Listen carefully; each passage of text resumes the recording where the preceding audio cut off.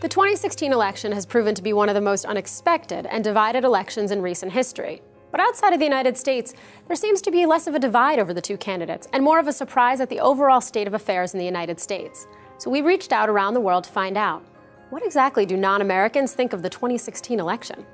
Well, both Hillary Clinton and Donald Trump are generally seen as controversial, but for a wide majority of the world, Trump is the center of their focus. I think everyone has heard about this whole quote of, banning Muslims. I just thought that was just utterly, disgusting. Some people were slightly concerned about their safety. They're like, if Donald Trump wins, it's not going to end up well for Iran. If I were an American citizen, I would definitely vote for abstentions. Neither Secretary Clinton nor Mr. Trump are trustworthy. Trump's popularity has been a bit of a shock, so much so that for many, the frontrunner Clinton is at the back of their minds. There's some email thing which has gone on recently, but I don't think it grabs people's attention to want to talk about it enough. Any conversations that are being had here is not a sort of I hate Hillary one. It's more of what on earth is Donald Trump getting up to. In the UK, Clinton has also been repeatedly compared to Margaret Thatcher, who was famously and widely disliked but considered a strong and decisive leader. Similar comparisons have been made in Germany as well, which currently has a center-right-leaning female leader. An election week poll found that 86% of Germans would sooner vote for Clinton compared to just 4% for Trump. I would vote for the Democrats and therefore Hillary Clinton, even though I don't necessarily agree with her politics. In Germany, we used to vote for parties rather than people, so I guess the course of the entire party is more important to us than individuals.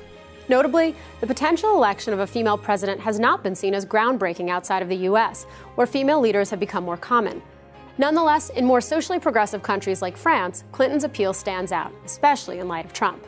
I think her program speaks to me because several of its core principles are close to what we get in France and what we are very attached to. Those living in Mexico are no less willing to hide their disdain than Trump has been willing to make inflammatory comments about their country.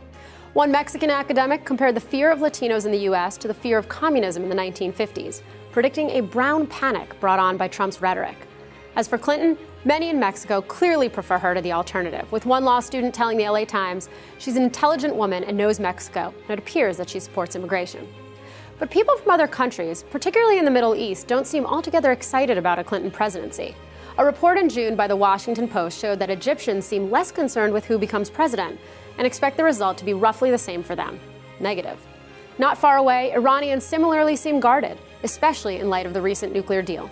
There was a sense of fear. People were asking, how is Donald Trump qualified? How is that even possible? They're letting someone like that run for the election. He will definitely overwrite the deal. Interestingly, many Israelis have shown support for Trump, although the common thread of anyone who supports Israel seems more important than the candidates themselves. Trump, as a Republican, is more likely to unconditionally support Israel, while there are some fears of Clinton continuing the U.S.'s allied but critical stance, despite her overall support. The biggest difference between the U.S. and the rest of the world seems to be the level of shock surrounding Trump's success. One German academic wrote, "Trump's unstoppable rise is seen mostly as a symptom of a distinctly American disease. In no other democracy in the world, it is said, could voters be so openly motivated by greed, show so little concern for less privileged fellow citizens, and be so politically ignorant. Nonetheless, while Clinton is the preferred choice, she is not without criticism by the rest of the world." If you're a fan of innovative storytelling, you should check out Seeker VR. Our newest YouTube channel has all our 360 videos in one place. We send a camera from Earth to the edge of space, and you can relive the whole thing here.